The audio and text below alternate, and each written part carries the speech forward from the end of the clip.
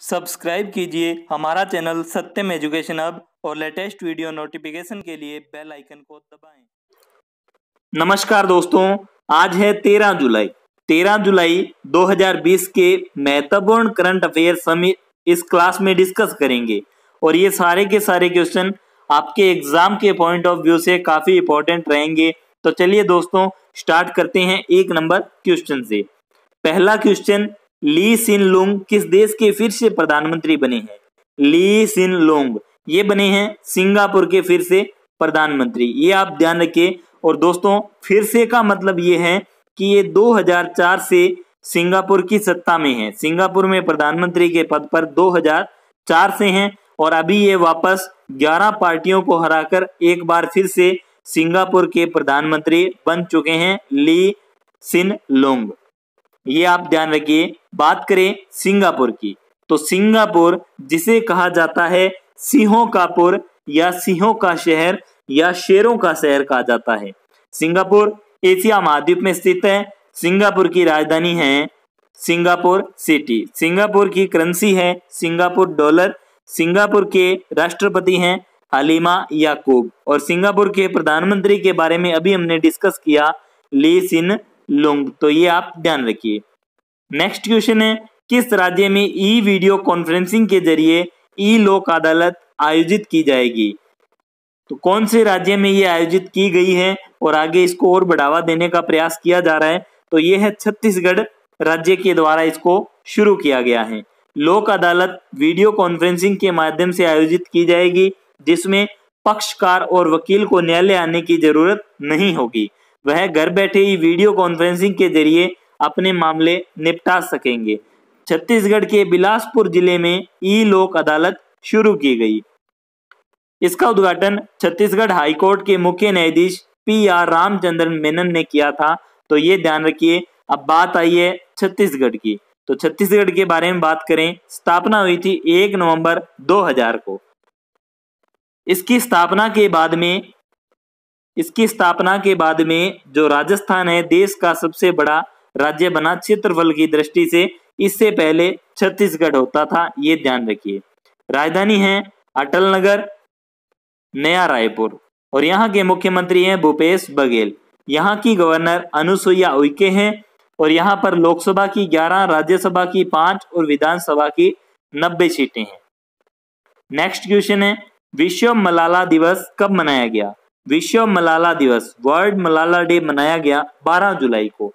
क्यों मनाया गया? तो इसके बारे में बात करें, देखिए दोस्तों 12 जुलाई 1997 को एक महिला जिसका नाम था मलाला यूसुफजई, इनका जन्म होता है पाकिस्तान में। तो इन्हीं के जन्म दिवस के उपलक्ष्य में इस दिवस को मनाया जाता है।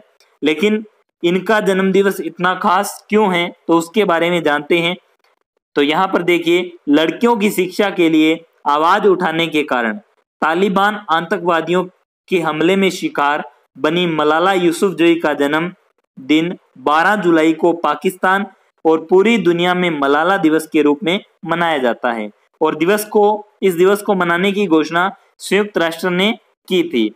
ये जो मलाला यूसुफजई है बच्चों के अधिकारों की कार्यकर्ता है, ये ध्यान रखिए। और दुनिया भर में सबसे कम उम्र की नोबेल शांति पुरस्कार विजेता भी मलाला यूसुफजई है।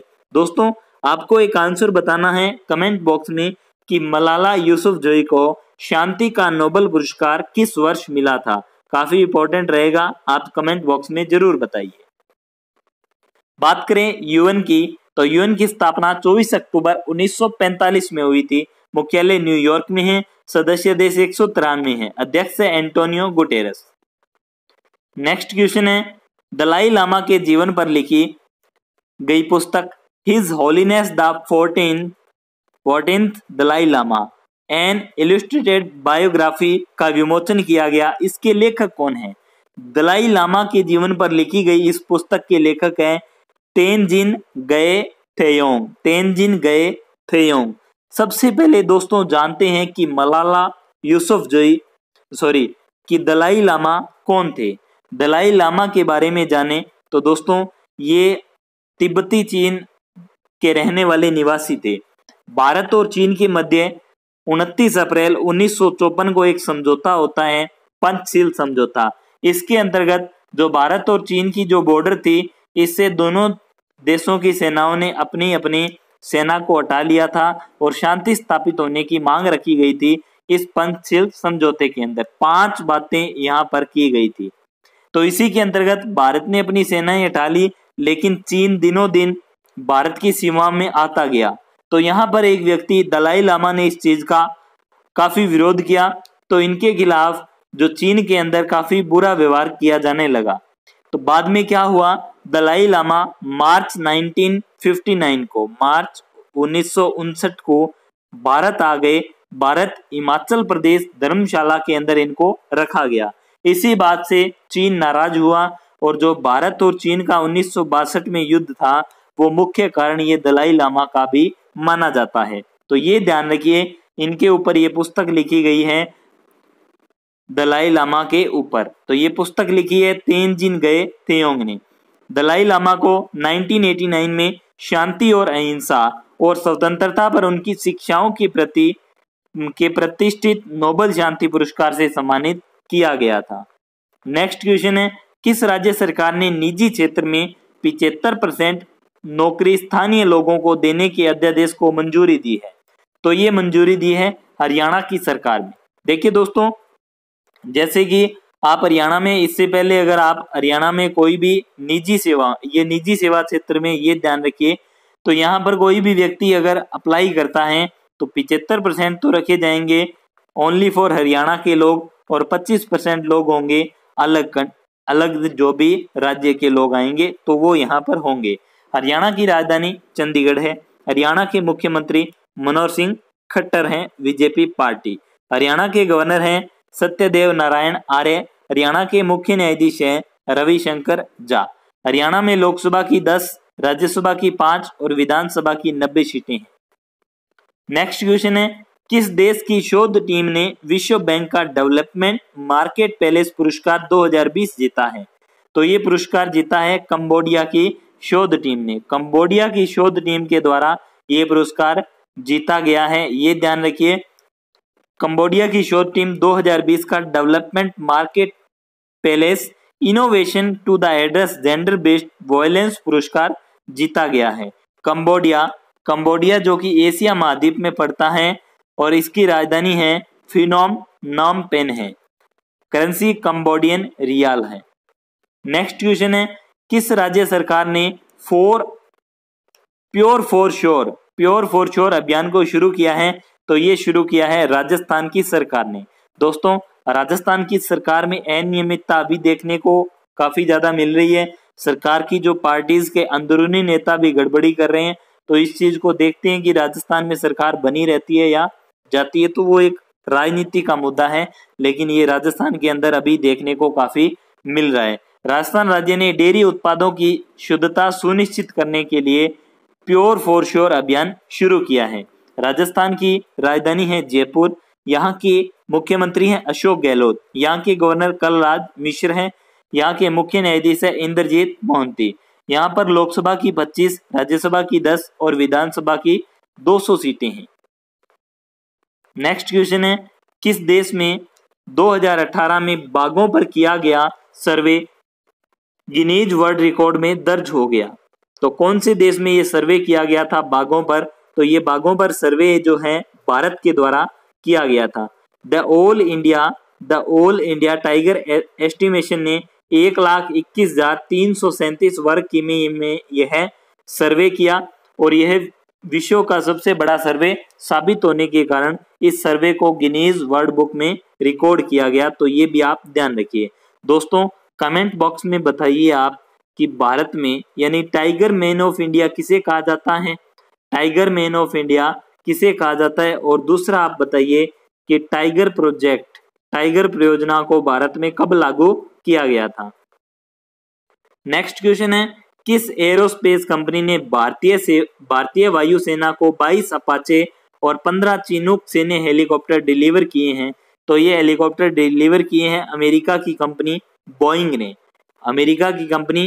ने। बोइंग का जो मुख्यालय है शिकागो अमेरिका में है और इसकी स्थापना 15 जुलाई 1916 में हुई थी, ये ध्यान रखिए। भारतीय वायुसेना की बात करें, स्थापना 8 अक्टूबर 1932 में हुई थी, मुख्यालय नई दिल्ली में है। वायुसेना दिवस 8 अक्टूबर को मनाया जाता है, काफी इंपॉर्टेंट क्वेश्चन है तो ये आपको याद रखना है। वायुसेना के अध्यक्ष है air chief marshal RKS Bhadauria.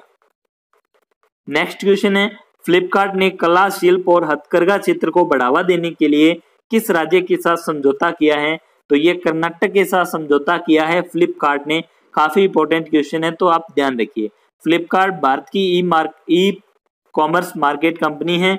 इसकी पेरेंट कंपनी वॉलमार्ट है। स्थापना 2007 में हुई थी, मुख्यालय बेंगलुरु कर्नाटक में है और इसके CEO हैं कल्याण कृष्ण मूर्ति। ये भी काफी इंपॉर्टेंट क्वेश्चन रहेगा आगे आने वाले एग्जाम के लिए।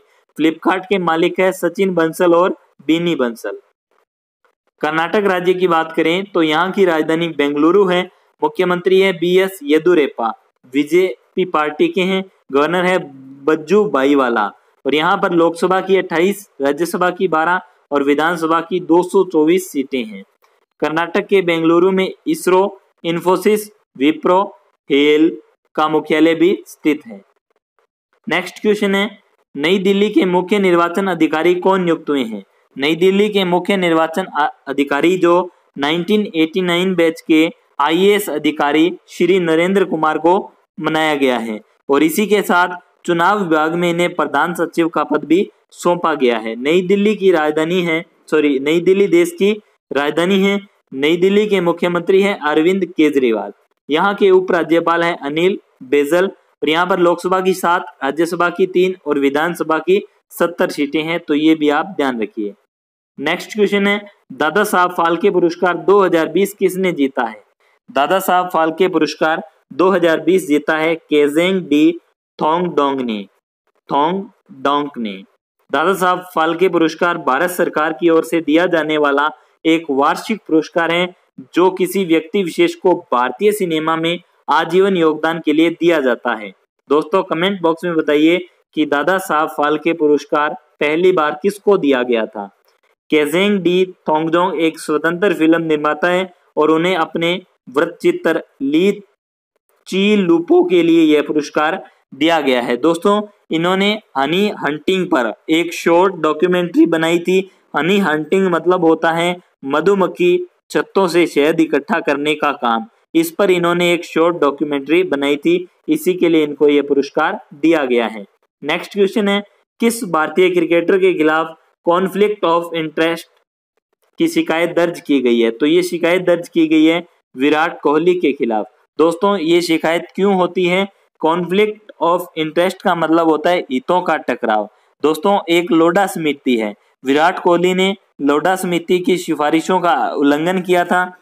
उसी के देखते हुए जो BCCI के द्वारा इन पर ये कॉन्फ्लिक्ट ऑफ इंटरेस्ट की शिकायत दर्ज की गई है, इसकी जांच करवाई जा रही है क्योंकि इसमें पाया गया कि जो विराट कोहली वर्तमान में 2 पदों पर, एक तो क्रिकेटर और दूसरा स्पोर्ट्स कंपनी में डायरेक्टर जनरल के पद पर भी हैं। ऐसा नहीं है एक क्रिकेटर होते हुए एक व्यक्ति 2 पदों पर रह सकता है, लेकिन कुछ उसके कंडीशंस होते हैं तो उनको ध्यान में रखते हुए ऐसा कहा जा रहा है कि उन जो नियम का उल्लंघन किया है विराट कोहली ने। विराट कोहली जो भारतीय क्रिकेटर टीम के कप्तान हैं, भारतीय क्रिकेट टीम के कप्तान भी हैं। तो दोस्तों ये थे आज के करंट अफेयर्स। एक बार इनका रिवीजन करते हैं। पहला क्वेश्चन, ली सिन लूंग किस देश के फिर से प्रधानमंत्री बने हैं? सिंगापुर। नेक्स्ट क्वेश्चन, किस राज्य में वीडियो कॉन्फ्रेंसिंग के जरिए लोक अदालत आयोजित की गई? छत्तीसगढ़। नेक्स्ट क्वेश्चन, विश्व मलाला दिवस कब मनाया गया? 12 जुलाई को। नेक्स्ट क्वेश्चन, दलाई लामा के जीवन पर लिखी गई पुस्तक His Holiness the 14th Dalai Lama an illustrated biography का विमोचन किया गया। इसके लेखक कौन? तो तेंजिंग गए थेयोंग। नेक्स्ट क्वेश्चन, किस राज्य सरकार ने निजी क्षेत्र में 75% नौकरी स्थानीय लोगों को देने के अध्यादेश को मंजूरी दी है? हरियाणा। नेक्स्ट क्वेश्चन, किस देश की शॉट टीम ने विश्व बैंक का डेवलपमेंट मार्केट प्लेस पुरस्कार 2020 जीता है? कंबोडिया। नेक्स्ट क्वेश्चन, किस राज्य ने प्योर फॉर श्योर अभियान को शुरू किया है? राजस्थान ने। नेक्स्ट क्वेश्चन, किस देश में 2018 में बाघों पर किया गया सर्वे गिनीज वर्ल्ड बुक में रिकॉर्ड किया गया? तो भारत। नेक्स्ट क्वेश्चन, किस एरोस्पेस कंपनी ने भारतीय वायुसेना को 22 अपाचे और 15 चिनूक सैन्य हेलीकॉप्टर डिलीवर किए? बोइंग ने। नेक्स्ट क्वेश्चन, फ्लिपकार्ट ने कला, शिल्प और हथकरघा क्षेत्र को बढ़ावा देने के लिए किस राज्य के साथ समझौता किया? कर्नाटक के साथ। नेक्स्ट क्वेश्चन, नई दिल्ली के मुख्य निर्वाचन अधिकारी कौन नियुक्त हुए? श्री नरेंद्र कुमार। नेक्स्ट क्वेश्चन, दादा साहब फाल्के पुरस्कार 2020 किसने जीता? तो ये जीता है केजेंग डी थोंगडोंग ने। नेक्स्ट क्वेश्चन, किस भारतीय क्रिकेटर के खिलाफ कॉन्फ्लिक्ट ऑफ इंटरेस्ट की शिकायत दर्ज की गई? विराट कोहली के खिलाफ। तो दोस्तों ये थे आज के करंट अफेयर्स। आज के करंट अफेयर्स की क्लास आपको कैसी लगी प्लीज कमेंट बॉक्स में जरूर बताइए। अगर आपको क्लास अच्छी लगी है, हेल्पफुल लगी है तो अपने दोस्तों में जरूर शेयर कीजिए। और आपने अभी तक हमारे चैनल को सब्सक्राइब नहीं किया है तो चैनल को भी सब्सक्राइब कीजिए। मिलते हैं कल शाम 5 बजे फिर से नए करंट अफेयर्स के साथ। तब तक के लिए thank you and wish you all the best.